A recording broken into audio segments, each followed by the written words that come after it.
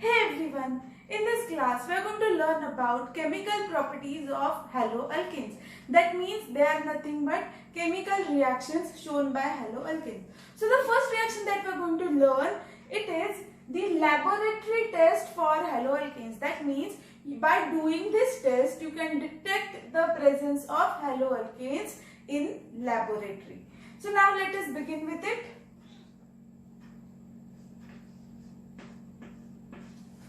RX, which is alkyl halides, are actually neutral in nature.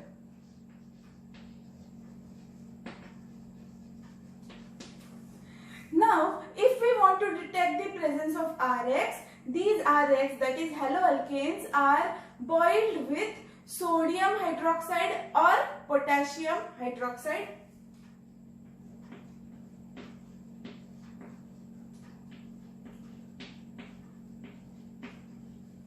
Now the solutions of sodium hydroxide and potassium hydroxide in aqueous medium will form OH minus ions like this.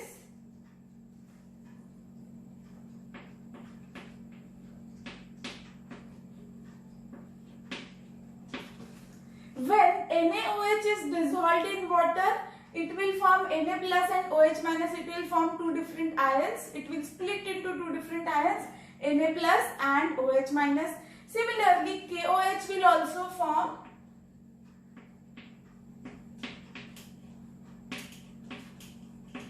K plus and OH minus. So here what we require is hydroxyl ions, that is OH minus. So what is going to react with RX or alkyl halides is OH minus. So therefore I am writing RX plus OH minus, and these OH minus came from NaOH and KOH.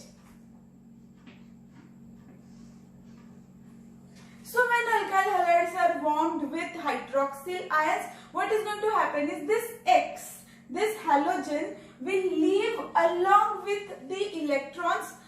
So when it leaves along with the electrons, that means electrons that were present in the bond are taken away by halogen.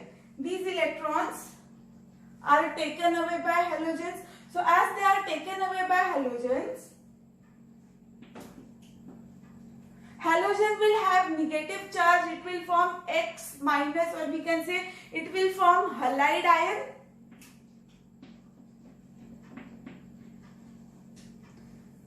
Now what is going to happen is this OH minus will go and get attached to the alkyl group R over here. So what we get is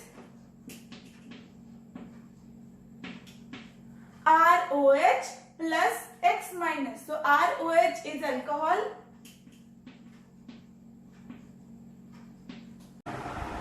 After this, we are going to add dilute HNO3 to the reaction mixture.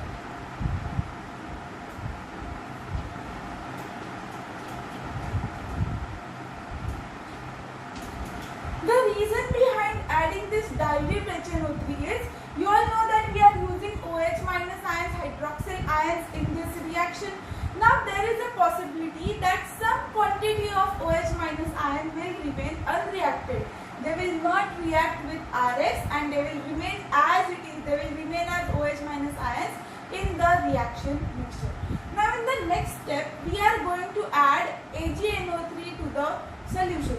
Now there is a possibility that if there is some quantity of OH minus left unreacted, it will react with AgNO3 and the reaction that we want to occur will not occur.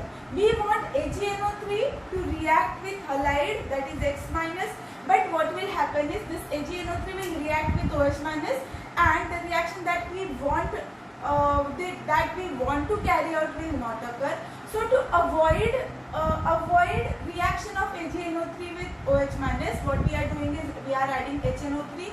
This HNO3 will react with unreacted OH minus, and because of which OH minus will be completely finished in the reaction mixture. So what is left is only X minus.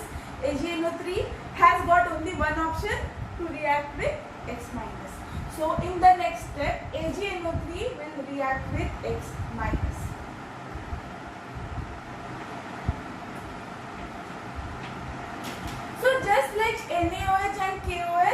AgNO3 in aqueous medium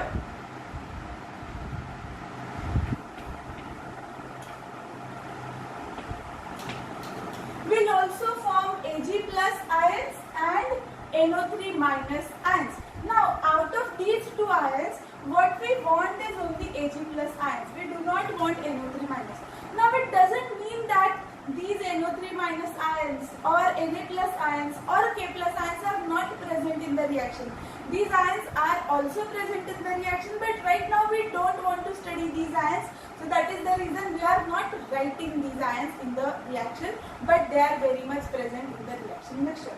So out of the two, we want this Ag plus to react with X minus. So let us write only that part. Let us write Ag plus, which is going to react with X minus. So when this Ag plus reacts with X minus,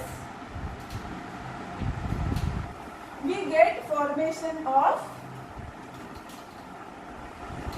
AgX, where this X can be chloride, it can be bromide, or it can be iodine. Like this X minus can be Cl minus, it can be Br minus, and it can be I minus. So AgX silver halide can be AgCl, silver chloride. It can be AgBr silver bromide, and also it can be AgI silver iodide. Now by doing this reaction, you can detect the presence of alkyl halides, because these AgX will precipitate out in the reaction. That means this AgX will be present in the solid state, and since it is present in the solid state and everything else is in the liquid state, you can easily see the precipitate and detect the presence of haloalkanes. But on top of that, you can also find out which halide is present in the haloalkane. How? By looking at the color of the precipitate. If AgCl is present, then the color is going to be white color. If AgBr is present, then the color is going to be creamish, or it is going to be pale yellow.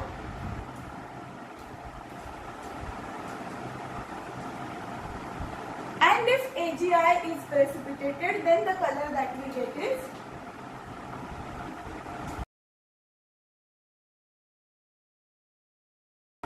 So this is how, by looking at the colors of the precipitate, you can also find out, along with the detection of haloalkanes, you can also find out which halide is present in the given haloalkane. Thank you so much for watching.